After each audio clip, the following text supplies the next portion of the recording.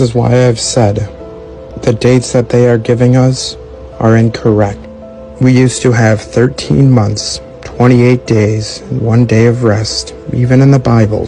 So look, we have 13 lunar cycles of 28 days, 13 zodiac signs. Every turtle shell you'll find, 13 sections in the middle, and 28 notches along the side, all to keep us disconnected from these natural cycles of our realm. Listen to David Strait explain it more.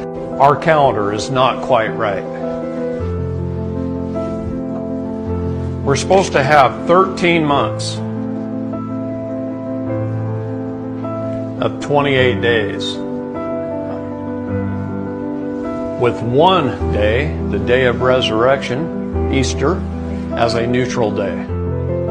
That's our 365 days. We've actually got 13 constellations, not 12. This same calendar is very close to the Mayan calendar, but it's also very close to several ancient Sanskrit calendars. What does sept mean? 7. I thought that was the 9th month. What does oct mean?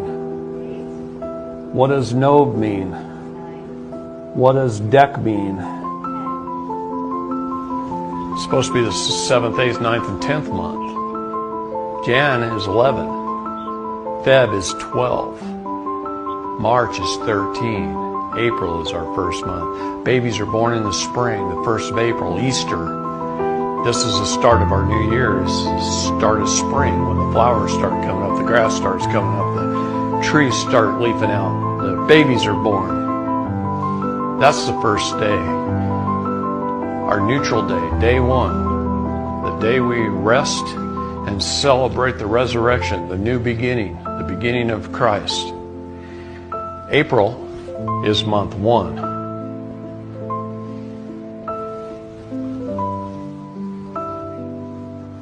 And then we lost a month in there. Where is it? Recently came across this book. I was out in Gatlinburg, Tennessee. This book is from 1777. America was 1 year old at the time. The name of this book is right here. It's the Universal Geographical Grammar from 1777. I'll be going through this book, making a lot of videos. There's some crazy stuff in here. I'm just going to give a quick preview of this because there's things in here like, so here's the opening map. Here's the opening map of the world.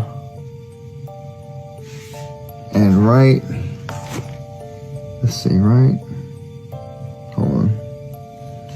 Right here, Eastern Tartary, and right here is Western Tartary,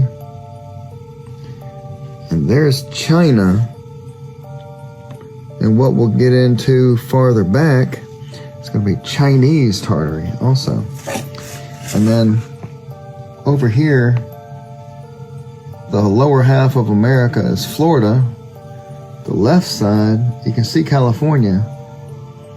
Then the whole top is empty, and there is no Canada. So then we'll go to the next one. This is the doctrine of the sphere. Here is the artificial sphere. Because the world was coming from being flat and going into being a globe. And right here you've got the doctrine of... Across Europe and America stand massive cathedrals, built in the 1700s and 1800s, with technology that should not have existed at the time.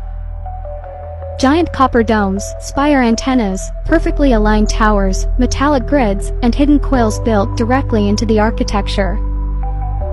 We are told these are just decorative, but when you look closer, the story becomes much stranger. Many of these buildings are designed using sacred geometry, mathematical ratios found in nature, crystals, and even the structure of light.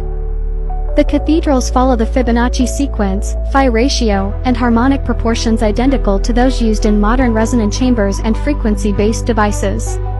Inside, the acoustics are so precise that a whisper can travel across an entire hall without losing volume. Engineers today admit we still cannot replicate some of these effects. So what were these buildings really designed to do? Here's where it gets even more interesting. The stained glass windows were not random colors. Researchers at the University of East Anglia found that medieval stained glass changes the frequency of incoming sunlight, transforming it into ionized light that can purify air and reduce bacteria. Meaning the light inside the cathedral was literally altered as it passed through the glass. Ancient writers believed these windows had healing properties, and now modern science confirms they were at least capable of cleansing air and changing the environment inside. Across the world, ancient buildings share a secret we were never taught. They were engineered to control light and sound with a precision modern science is only now beginning to understand. Cathedrals, temples, mosques, and star forts all use the same sacred geometry found in crystals, DNA, and the structure of galaxies. But here is where it becomes impossible. When sunlight enters these buildings through stained glass, it does not behave like normal light. Researchers found medieval stained glass ionizes incoming sunlight, purifying the air and altering the energy inside the room. Ancient architects were shaping light into something cleaner and biologically active. Inside, the acoustics are just as mysterious. Whispers travel across entire halls. Chants echo with perfect clarity. Certain notes cause the walls to vibrate as if the building itself were an instrument. Many cathedrals resonate at 111 Hz, a frequency shown to calm the brain and trigger meditative states. So were these buildings simply places of worship or ancient machines designed to influence the human mind? Across Egypt, temple chambers create standing wave harmonics.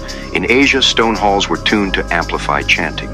Throughout Europe, domes project voices with no amplification. Different cultures, same technology, light, sound, frequency. It looks less like architecture and more like energy engineering. Then suddenly this knowledge vanished from history. Architecture changed overnight.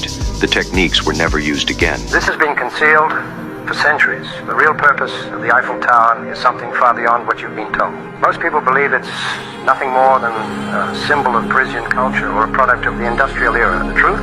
The Eiffel Tower was designed as a massive antenna, an instrument for wireless electricity experiments, and its secrets could have revolutionized the world. The year was 1889, and the tower was unveiled at the Paris World's Fair, touted as a temporary exhibit. But here's where it gets strange. The true intent behind this engineering marvel was hidden in plain sight. Nikola Tesla visited Paris in the 1880s. During his stay, he met with Gustave Eiffel and shared his groundbreaking vision for a world powered by free, wireless energy. Tesla had already proven with his Wardenclyffe Tower that electricity could be transmitted wirelessly across vast distances. Eiffel, utterly fascinated by Kessler's revolutionary ideas, took these principles and incorporated them into the design of the Eiffel Tower. This was not just about aesthetics, this was about power, real power. During the tower's construction, strange phenomena were reported. Electromagnetic anomalies, unexplained lights, and strange sparks were seen surrounding the tower.